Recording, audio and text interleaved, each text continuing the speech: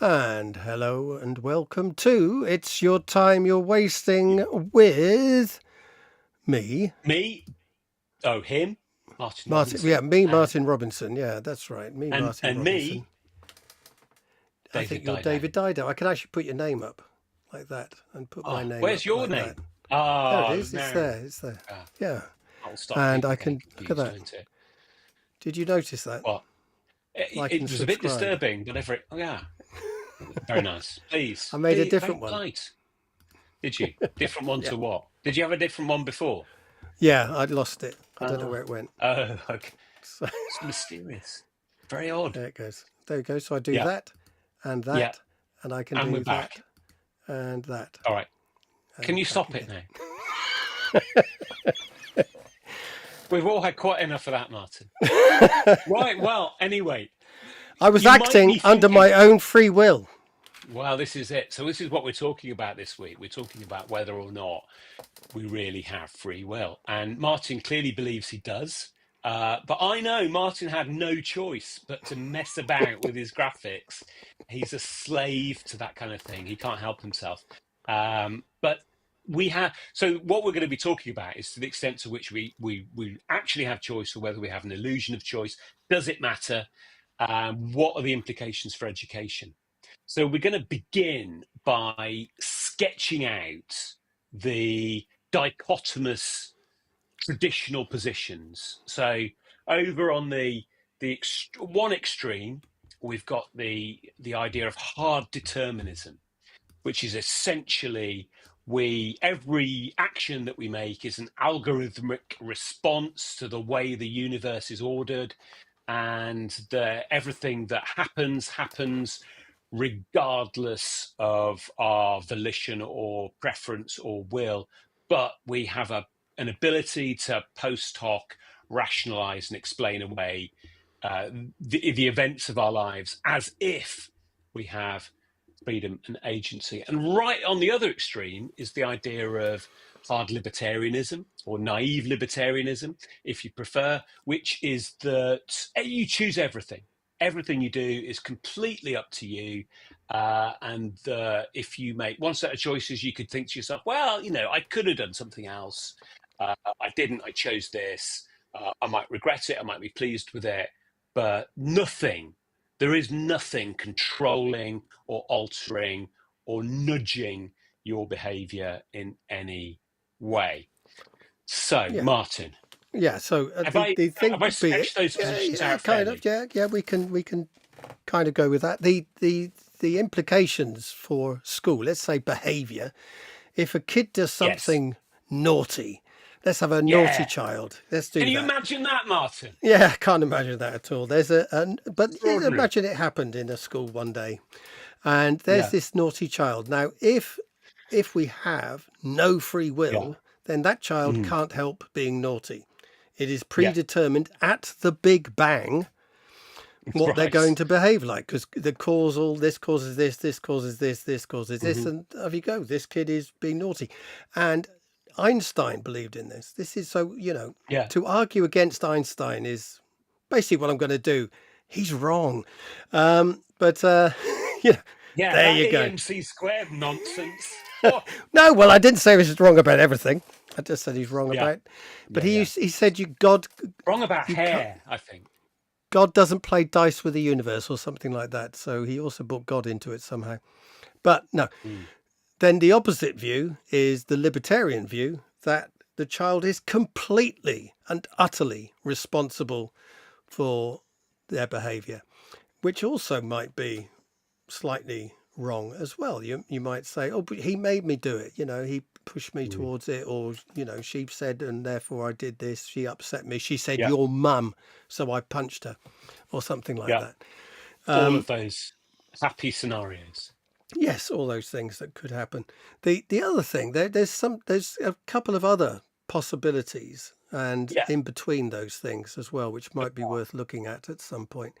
But one of which is indeterminism, which was Schrodinger's idea that actually it's all dice. It is all dice, and it's all Mm. just Yeah. luck, and we It's all just random. behave in completely random ways. Yeah. Which I think, if we look at human life, we can pretty much see we don't behave in completely random ways. No. Or perhaps we do. Sorry, normal service about to resume. No, and obviously, were that randomness and that indeterminist position true, we wouldn't have free will. No, it's another argument against free will. Yeah, it's Yeah, just saying that it's just completely and utterly throw the dice how we yeah. behave and all that. So Which again, the have you ever child read who that? does punch a child, that would again be, unfortunately, the dice roll. It's not up to me. Yeah, It's the dice. It's the it dice. reminds me of that sort of 70s classic, the Luke Reinhardt novel, Dice Man. Do you remember that, Martin? Yes, God, was that '70s? Yeah. Gosh, Oh, I don't blimey. know. I always think of it as being I, that I thought it kind was of era. '80s, But but yeah, it could be. yeah, Yeah, it it could might be. well be. Yeah, Yeah, same thing. yeah, a long time ago, in my youth. Yeah, it feels like. Do please Google the date of publication of Luke Reinhardt's Dice Man and Who, feel me? smug. No, I'm not No, doing. I'm not the doing. Just viewers because at you tell home, me, Martin. I don't see why I should do as you tell me. At least somebody watching this will now be unable to prevent themselves from Googling that. So there we go. That's kind of where we are. So if there is no free will, kids can't help it. If there Yeah, is complete free will, it's completely their fault. Or if if there's something in between, is there an in between position that right. people who believe in third ways can get to? So Yeah. look, I think that there's something you mentioned there about illusion, Mm. because we all feel we have free will. I We do. think, I think, which is either because we do, or in the same way as people might say, well, you see color, but color doesn't exist out there. That Yeah. perhaps we're under some sort of illusion of free will. Yeah. That actually we don't have Yes. free will. What do you think of that? Well, I think it's certainly an intellectually reputable position. Lots of people have held it, and there's some interesting pieces of evidence which support the idea that we post hoc rationalize what feels like choice. And I know that so we'll talk about some of the neuroscience that's gone into sort of thinking about this. So there's been various studies. So one of them done back in the 80s by Benjamin Libet. I'm going to say Libet.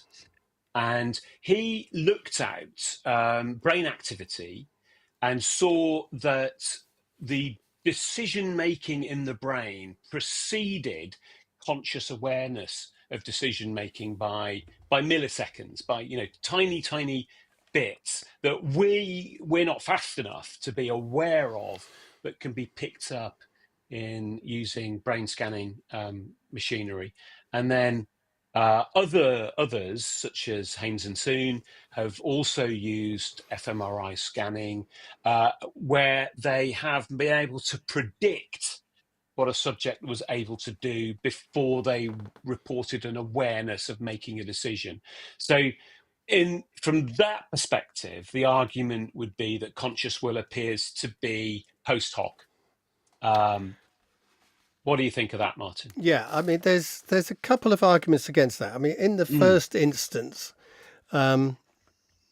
people are saying that whose brain is it that's making these decisions? Because it is actually your brain, so it is your free will, so to speak, even though you're not necessarily aware of it. Perhaps it's your fault for still doing it. But right. another But that's argument not put forward. normally what we think about when we're talking about free will, is No, it? but there's the unconscious and the conscious. So I Yeah, think Steven yeah, yeah, Pinker yeah. talks about the Okay. difference between these things. And I've got quite an extreme view from Colin Blakemore, who actually thinks that actually our thoughts and everything is the same as our reflex reaction. So it goes from one Mm, extreme to others. But there's this book called Aping Mankind by Raymond Tallis. And he says, well, where does this causal link begin? If you yeah. actually take it right to the beginning of these people who decided, yes, okay, I will help you in your experiment. So Yeah. I'm going to, that morning they decide to get up, they decide to take the bus or the train into wherever it's going to be. They go there, they decide, yes, I will, with the pull of money perhaps at the end of it, of course, for doing the whole thing, that actually they have made numerous amounts of decisions that have gotten to this point. Yeah. So are you including all that? Why are you not including all that in your decision about the free will that they had to take part in things? Why are you drawing the line at this particular point of something extraordinarily mundane, like raising your finger or whatever it was, Yeah. and then sort of making that prediction? Did you predict everything that beforehand and all those things that went with it? No, you didn't. You're just doing it this small little moment.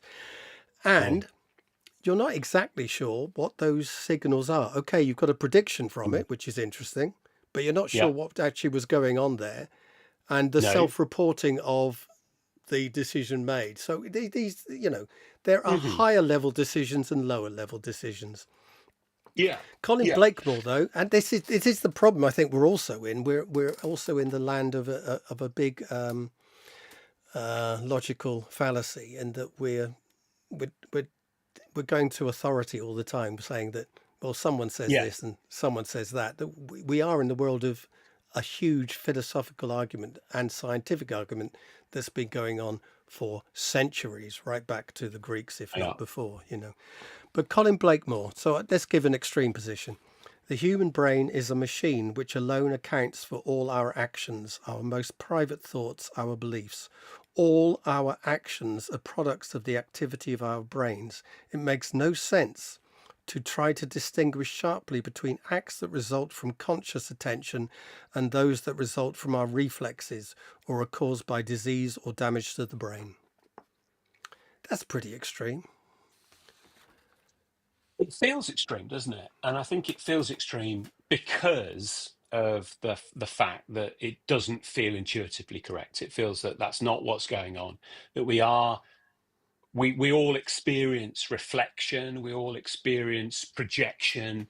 We're able to say to ourselves, what would happen if, and sort of and test out theories on our using our mental models of the world, and all of that gives us this belief that we are making decisions that feel logical and rational and conscious and chosen in some sense. But there's also, I think, in support of that, there's various models of, going back to Hume, more recently, sort of, the idea of Daniel Kahneman's system one, system two, that a lot of our decision making is intuitive, it's very, very fast, and our ability to think only switches in later, and You, often, you mean conscious thinking? I mean, yeah, depending yeah, what we're yeah, calling yeah, thinking, of but course, yeah. right, okay, but yeah, our decision to rationalize and to to go back to that thing that you said at the beginning, like, why did you do that? I mean, my experience of that when I was at school as a kid, and very often teachers had recourse to say to me, David, why did you do that? And I never knew. I Mm. had no idea. And I'd have to make something up. And I was sort of consciously aware that I've got no clue why I did that silly thing. I just did. And it wasn't that I was trying to make an argument that I had no choice. I just wasn't aware of what would have gone into it. So right from being quite young, I was always aware of this the need that others seem to have for me to make up stuff. And I think a lot of things like I'm always quite skeptical of a lot of therapeutic conversations where a counsellor or a therapist is saying something along the lines of, let's think about why you did that, and I think that very often we we make up stories to say why we did what we did and why we behave the way we behave, and those stories, by dint of repetition, become true, and indistinguishable from what the external reality might be. And Yeah, I think so we also, are, but yeah, go on. yeah, No, no, we no, we we we have other things that enter into this, which you're bringing in there, really, which is the sense of who we are as a person, our sense of self, and also our consciousness as well as our Yeah. unconsciousness. And these things for scientists, for neuroscience, etc., are extraordinarily controversial because they're either dismissed as completely imaginary things that we've just, I Yeah. think the best word is illusion, isn't it? They are Yeah. illusions, or they are Or social something. constructs. Yeah, I mean, that we can't actually, they're not real. I mean, Mm. and the thing that comes to me when illusionists talk about this, saying that the consciousness is an illusion, all this, but the thing that strikes me is, well, what is being fooled? What is it that's being fooled? You know, there Yeah. is something And being we fooled here, we but know, don't so, we, that I mean, you talked about color earlier and our perceptions of color, but we know that the way we visualize the world, we know where our brains are going through a process of turning the image the right way up. So we're not perceiving reality as it is. We know, for instance, we've got scotoma in various portions of our visual fields where we are, again, our brain seems to copy and paste into that blind spot what it expects to be there, and normally that's fine. It goes wrong when it turns out there's a motorcyclist trying to overtake in that place, and terrible things happen as a result of things like that. So there are biological things like that, and the fact that we see somebody speaking and we hear their voice at the same time, maybe not because of my Wi-Fi connection is not as good as it might be, but normally we experience that. And again, that's an illusion because light travels so much faster than sound, but our brains are manipulating our sensory field in order to give the illusion that those things are happening simultaneously. So we know that a lot of our perception of reality is illusory, and that why not our perception of having will and choice. yeah, they could be illusory, but they also, I mean, you're mentioning there a lot of things that actually Mm. make us who we are, make us human, make us Yeah, exist in the world and navigate the world, and you know, fall in love, enjoy things, yeah, yeah, or enjoy a work of art. It's by all means say it has no color, but this is orange as far as yeah. I'm concerned. Well, it looks orange to me, Martin. There you go. Very So vivid, we're there. very vivid, beautiful orange it is too. And so there's an interesting Jonathan Haidt has some interesting stuff to say Mm. about moral judgment, that he talks about a model that he calls social intuitionist, quite hard to say, and that we make moral judgments much more quickly than our ability to explain what those are based on. And what he talks about in The Righteous Mind is the idea of of incest. Sorry to bring it up, but everybody, the vast majority of people's response to being asked is it okay to have an incestual relationship with a brother or a sister? Their response is no, it's wrong. And then when asked by interviewers to explain why, then people sometimes struggle to articulate why it's wrong. They just know it is. And those sorts of things maybe support the fact that some of the things that feel like we're making choices and judgments are actually ones that are slightly outside our ability to control. Yeah. So I mean, Or there's two moral things there. dumbfounding, as No, it's called. I would say I Phrase think that, isn't it? Moral let's dumbfounding. let's move on from the incest thing. But the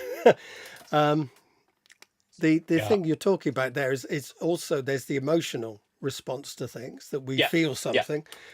The elephant and the rider, I think Haidt talks Yes, about after exactly. Hume, He does. Yeah. um, which this thing that we're trying to ride this thing, but he's still talking about we're trying to ride it, we're trying to guide it, we're trying to do things with it, so Mm. that there is that level of consciousness about trying to deal with our emotional selves, etc., that obviously is more difficult for some people than others, perhaps, or at certain No, ages and and things exactly at to certain deal ages, with. and so part of that process of trying to control our emotions depends to some extent on the development of our prefrontal cortex, our Right. ability to control our judgment, and until we're in our early to mid 20s, we haven't an incompletely developed prefrontal cortex. And so when children like like me, my young self, have no idea why they've behaved the way they have, there must be an extent to which that's true. The choice that an adult might experience in the same situation is not going to be the same as the choice. We look at, for Yeah, but this is instance, recognized in toddlers the having law. tantrums. Sorry, go on. Yeah, This is yeah, it is. recognized in the law. Yeah. So, Yeah, the age of criminal responsibility, yeah. which is 10, isn't it? I think it I is. think It's, of it's course, 10. it's different in different countries, and there's Well, sorry, also, in the UK, yeah. yeah. Um, I think it's but 10, but again, fact check that. yeah, there's also the things that if it's, I think as well, if you're under the age of 18, there are different ways that you're treated by the law. Yeah, yeah, So absolutely. different Sure. sentencing and things like that. So it recognizes there's a difference being Yeah. underage But, and but yeah. but it's interesting, isn't it, that we have, I mean, is it interesting? But we do have that arbitrary cutoff at 18. Now you're an adult. And there are ways in which 18-year-olds don't have a fully developed brain, and that And it's they different for are being different treated as if they individuals. do. Of course it is, yeah. And it's different for different genders maybe as well. So can I give a thing from here from Kevin Mitchell, who's a professor in Dublin, who's written a wonderful book. Can I Mm. say? I'm just going to give him a plug here. Yeah, do. What's the He book? hasn't paid me for this, unfortunately, but this is Ah, Free Agents, which is yeah, how evolution gave us free will. And right. he's a biologist and neuroscientist, etc., etc. But he's come up with an excellent argument for it. But one of the things he says from either that book or an earlier book, thoughts and feelings and choices are mediated by the physical flux of molecules in the brain, but this Mm, does not mean they can be reduced to it. They are emergent right. phenomena with causal power in and of themselves. What matters is the information contented meaning for the organism. Meaning. But for some of us, may have more free will than others. Right, right. And there's an argument there around genes and environment effects, aren't there? I don't think there would be many people that would be unhappy with the argument that our environment will constrain our ability to make choices. So, if you take an extreme example, a child raised by wolves and without any human contact, then their ability to make choices that we'd expect of a human being are going to be very, very limited. And their sense of consciousness might be very, very different to somebody brought up in a rich social environment where you're getting all sorts of input about the world around you, and And how also to interact with it. physical things as well, that you could have a mind that's developed in a different way because of things which are genetic, etc., etc. Yeah, So there are possibilities yeah, there. So an addictive personality, someone who's addictive right. might be less, can't give up the heroin. You could say, well, their free will is different to somebody who can give Yeah, up I drink just think like that, or I something. think if you're talking to someone with a substance abuse problem, the notion that they have free will might feel laughable Hmm. to them. That very often, not even substance abuse, you talk to people with gambling Yeah. addictions, and that they're making these incredibly suboptimal decisions, seemingly with no control, and knowing that they're doing something bananas, but unable to stop themselves from doing it. Um, So Kevin Mitchell also asks, what kind of thing are you? A causal self with autonomy and continuity, capable of accumulating causal potential and exercising it in this world. He goes on to discuss agency with the core elements of purpose, meaning, and value to arrive at an yeah, understanding of the scope and limitations of human decision making. In other words, that we are constrained in what we can do, but we do have freedom to do it within those constraints. right. So so we're approaching that middle ground, aren't we, between Hmm. the extreme determinist position and the libertarian position. That there are constraints, there are limits to our ability to choice, but maybe to choose, but maybe we have them. I was just going to say a little bit about the genetics argument, that there have been a couple of legal cases where people have tried to blame their behavior on their genetics and say I had no choice because X, Y, and Z, and that's not been a successful legal defense, Well, it's also which is in the court of public opinion. yeah. The chap from MasterChef blamed things on his Oh, autism. yeah. No, that felt more reprehensible almost than Hmm. the behavior he was being accused of. Yeah, yeah. We're not a yeah. No, exactly. So that and that's, there's definitely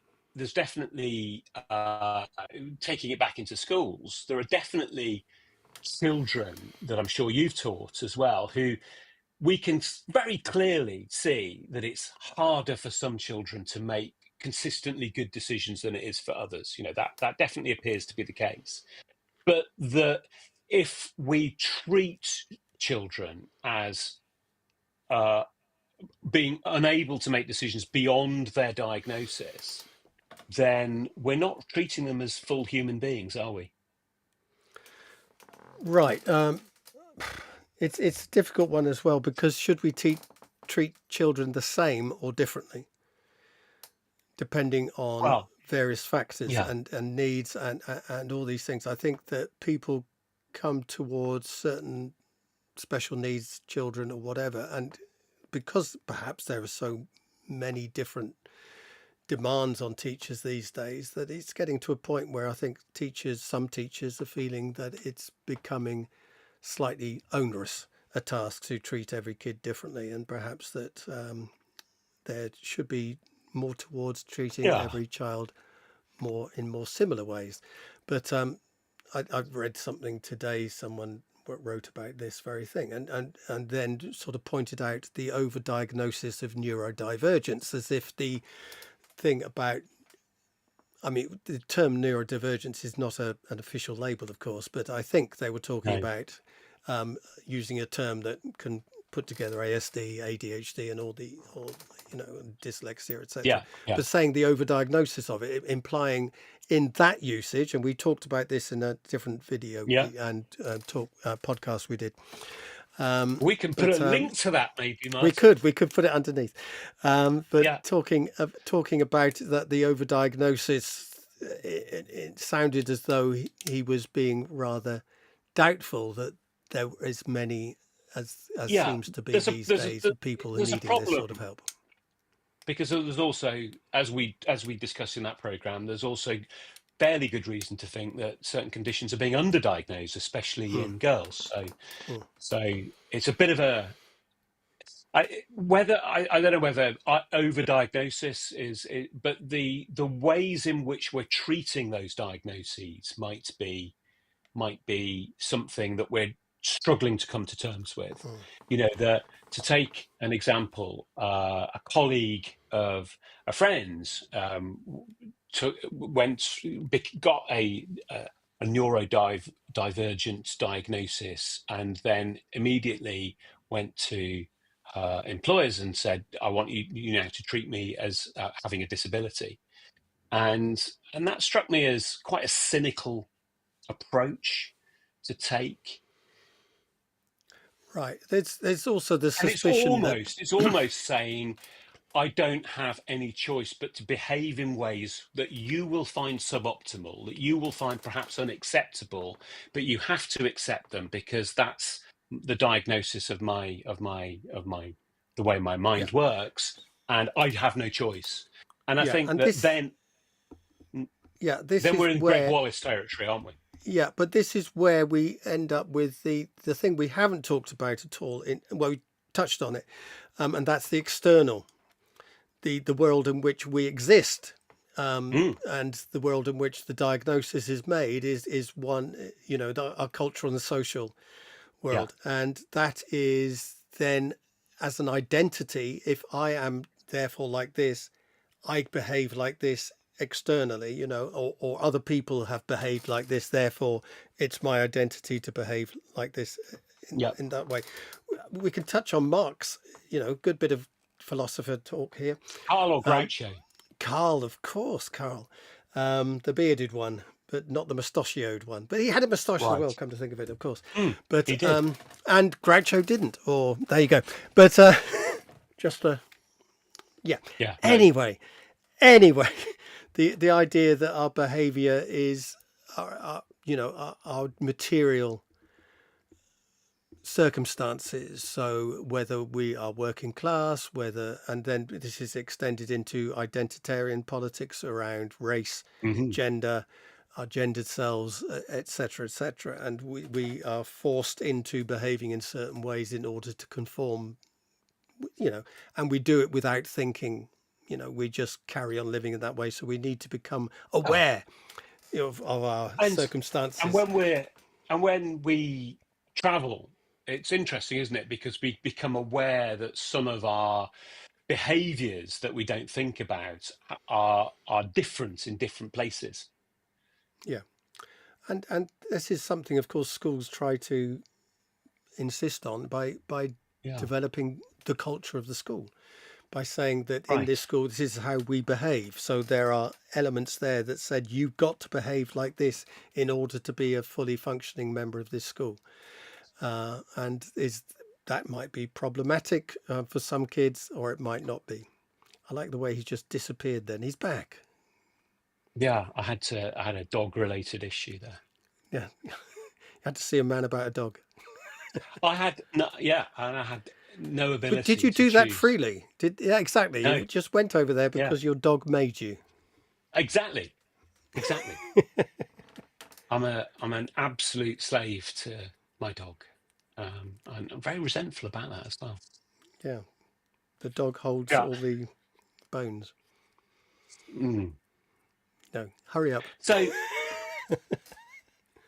yeah.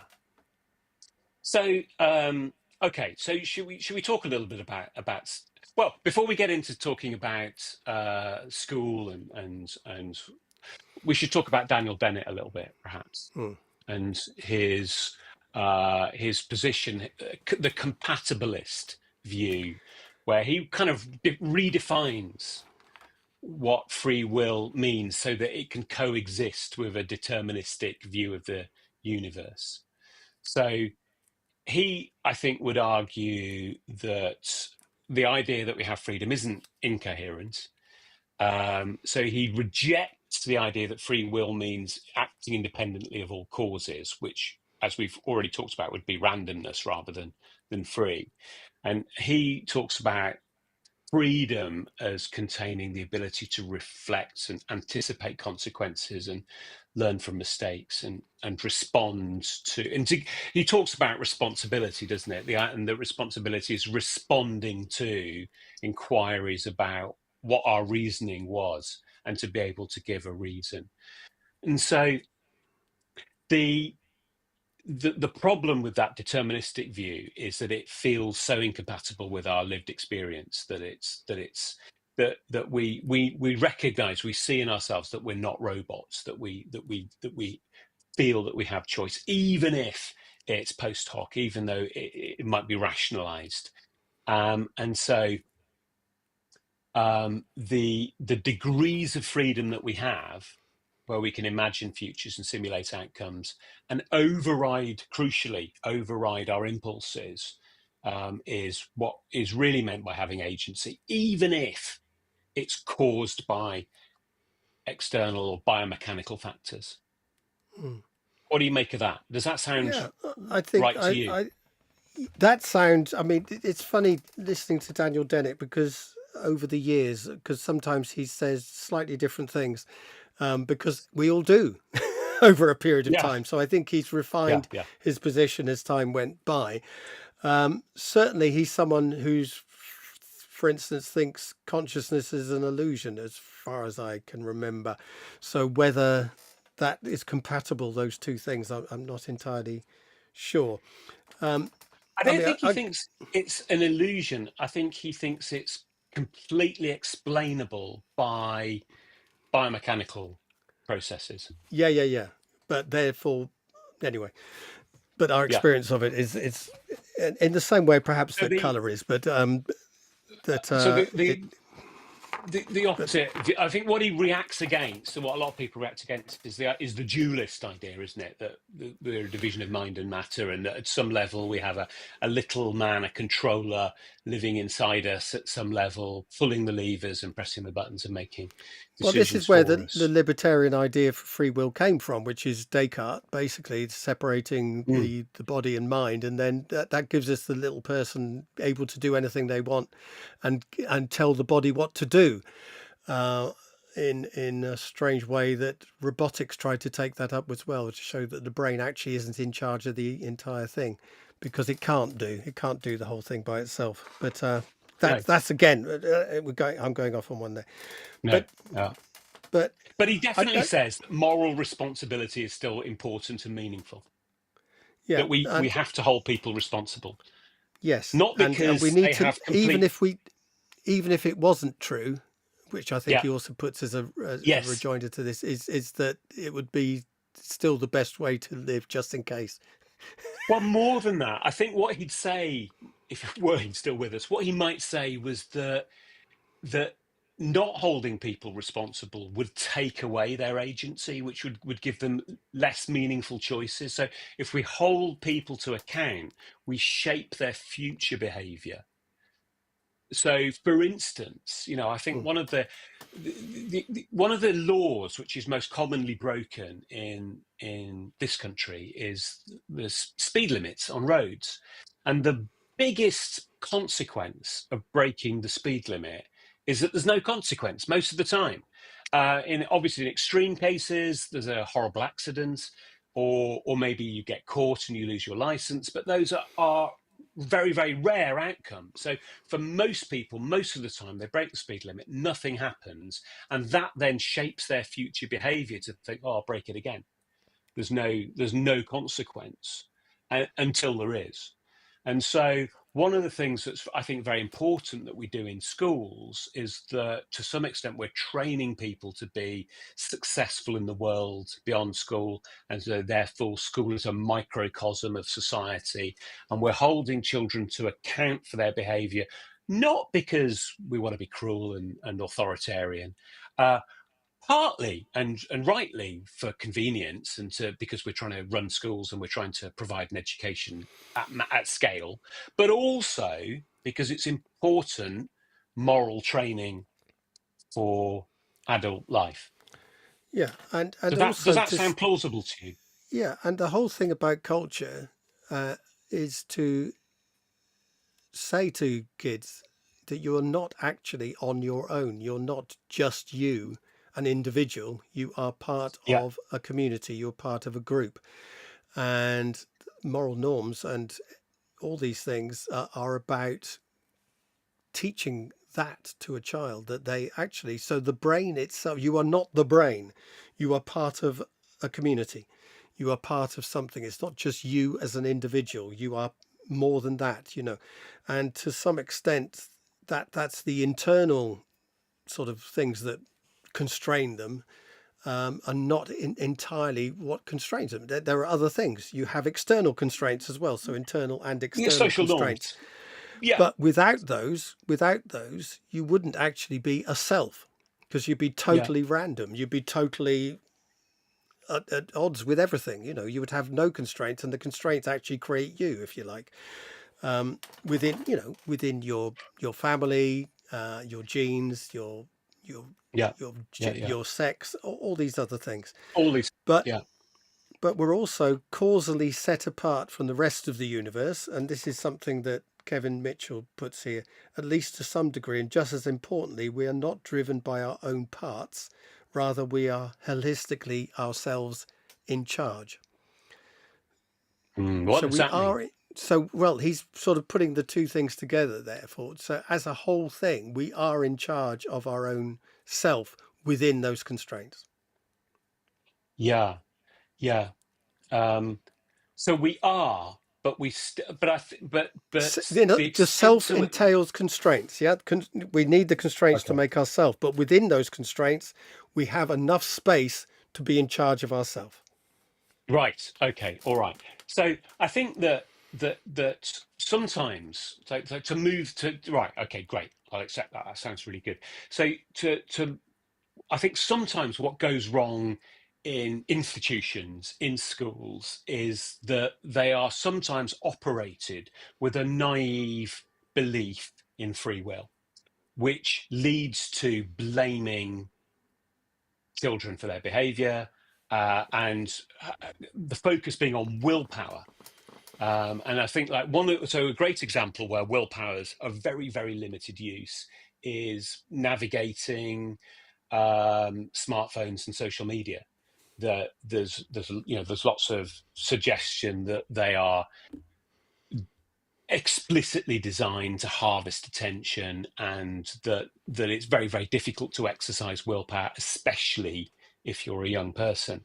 And so one of the things that lots of schools are now doing is controlling the access to mobile phones and social media during the school day, because there's an acknowledgement that just saying don't do it is not really fair. So if we accept a more limited notion of what it is to be free and what it is to have will, then that moves us maybe into a more rational approach to thinking about environmental design, to thinking about the way we construct messaging around social norms, the way we think about social proof. Those sorts of things then become a collective shared responsibility to make the environment compatible with the kind of behavior that we want, and not just saying to everybody, well, it's your fault, you made that choice.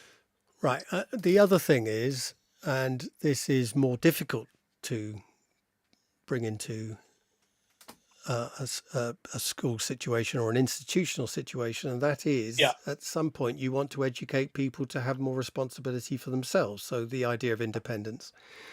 So if you Yes. just have one set of rules all the time, you can get children, etc., who are institutionalized, that able to function within that institution, but take them outside the institution and it all falls apart. And this sometimes is said that people going to university aren't Mm, ready to study, aren't ready to work yeah. in a more mature environment where a lot more is expected of them, for example. Or People or coming or out we of the might army as well, say, I think, and out of prison, yeah, who come, who but we find life difficult to adjust to completely and end up going back to prison or end up yeah, homeless yeah, on the yeah. streets and things like that. So we might say then, of like particularly of universities, that they're quite irresponsibly designed. They're designed along a principle of everyone has free will, everyone is entirely accountable in a non-developmental, absolute way for their choices and decisions. And that's not how human beings operate. And therefore, potentially, it's a naive, foolish way to design an institution. There's a similar argument to make about prisons and about the armed forces, that the way in which people exit those institutions is not necessarily compatible with them being able to make good choices. Yeah. So it's, I mean, it's the leaving of school and the going to a university. There should be, it's the same with going from primary to secondary, that these can be quite difficult moments for Yeah, some students in particular, not just yeah, because they're moving from one institution to another, but because the previous institution didn't prepare them and the latter institution hasn't taken that into doesn't care. account. Yeah. No.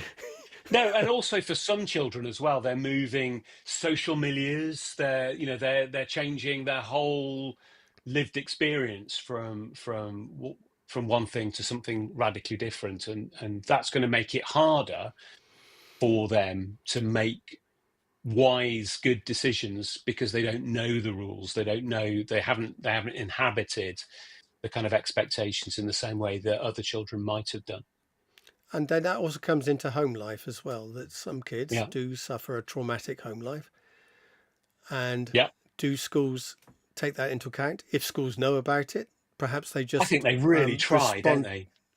Well, perhaps they just respond to the behaviour because that's what's visible. Yeah. And perhaps, and in some cases, without doubt, they try. But in some cases they can't as well, because they also have the rest of the community to think about, and these things become clash points and difficult to cope with. So what should schools do in that situation? So, so which is where I go back to the idea of the training ground, the microcosm, the preparation. The idea, the acknowledgement that executive function develops slowly and incrementally, and therefore the way in which we hold people to account needs to be necessarily different when they're younger, but also we're building capacity for future agency. Okay, I've got a question for you. Yes. Where does a thought come from? Yeah. Where did that one come from, Martin?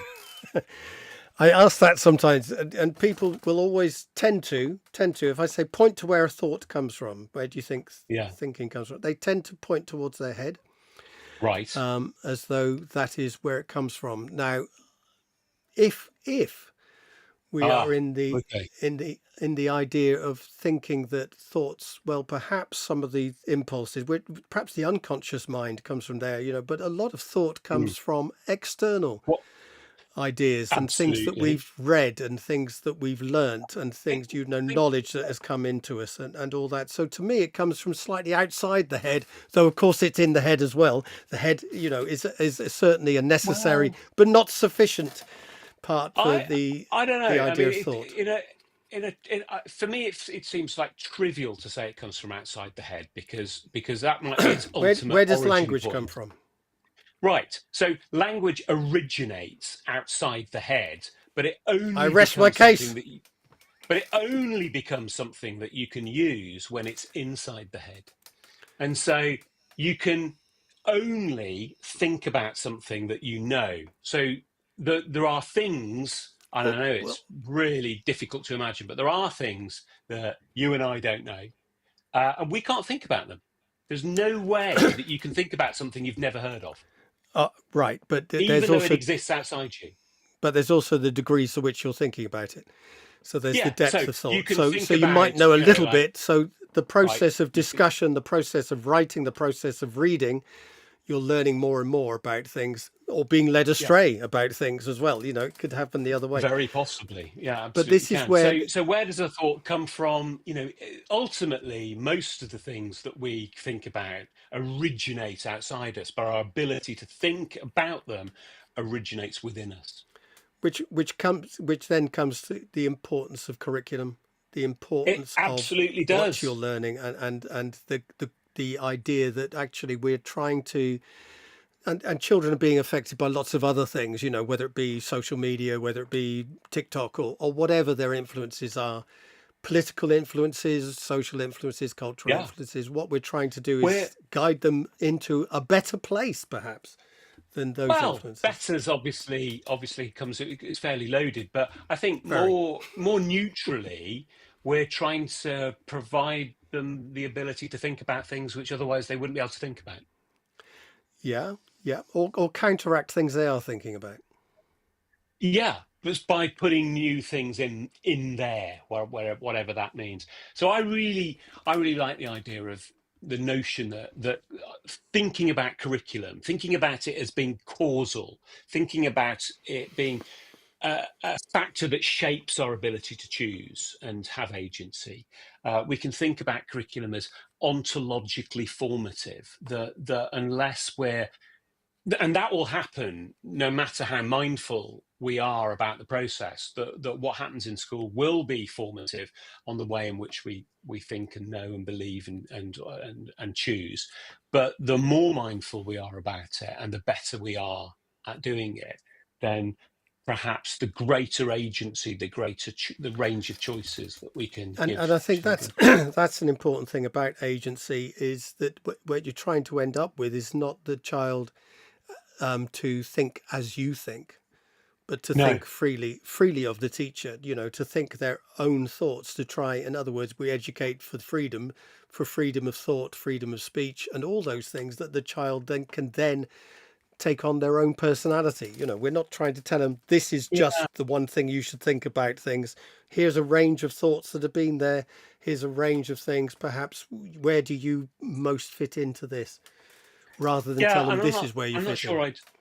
I'm not sure I choose the word freedom because I think there's kind of a dishonesty to us because we're not free, that we are constrained and sometimes quite severely, but we are, I think, educating for choice, and we're increasing the amount of choices that somebody is capable of making, even though we're acknowledging, I think, they're not completely free. They're always Yeah, constrained. I think, like I said before, the constraints are an important part. Without constraints, we're not human. We don't exist within. We don't have selfhood. We don't have any of that. So within those constraints, we're looking for freedom within those constraints. Yeah. So one of the things, and the discussions I've had with people in the past have been when people have said, "Well, if there's no free will, if people don't have complete, why bother? Why bother teaching anything?" What do you say to that, Martin? Well, if there's no free will, then you can't help what you're teaching anyway. Well, So, that's true. so, You can't so you're help just gonna, asking that question, and you're you just can't help going getting that on. response. You're in a circular nightmare, Yeah. really, aren't you? You can't stop it. You can, if there's no free will, the arguments become ridiculous because you're still going to be doing it next day. So you might have the No, argument down the but pub, but the next day you're teaching in the classroom. sure. But in You'll our carry on. in our where I think we've settled on in our idea that there are constraints and sometimes quite severe constraints to the freedom that we feel that we've got. I mean, one of the arguments I'd say is the education we provide children is part of the causal chain. It's part of what shapes. It's part of the going to school and becoming educated takes away some choices, takes away some possibilities. Perhaps you maybe lose some things by it, but you gain others. Yeah, and but that's in itself interesting. I mean, if you go to a school that doesn't teach Latin, that's Mm, probably gone for you. But yeah. if you go to a school that does teach Latin, that might open up doors for you, but that the child that doesn't go to that school will never know. I think No. that to give children a range of opportunities is quite important. Yeah. And I wouldn't call them, I think your word was, it wasn't constraints. What was the word you chose? I don't remember. Choice. You're saying about lack of freedom or something like that. You were Yeah. actually arguing for a lack of freedom there, which I think the causal. You said causal. Causal. Yeah. Yeah. Yeah. Yeah, Yeah. I'm thinking more that they are opportunities rather than causal hits that are going to make you behave in certain ways. These are opportunities that you can take advantage of. So a slightly different Yeah, yeah, they're emphasis choices that you there. can make, absolutely. So they're only causal in as much as your experience of a Latin lesson might cause you to To abandon hate it at the Latin, yeah, first.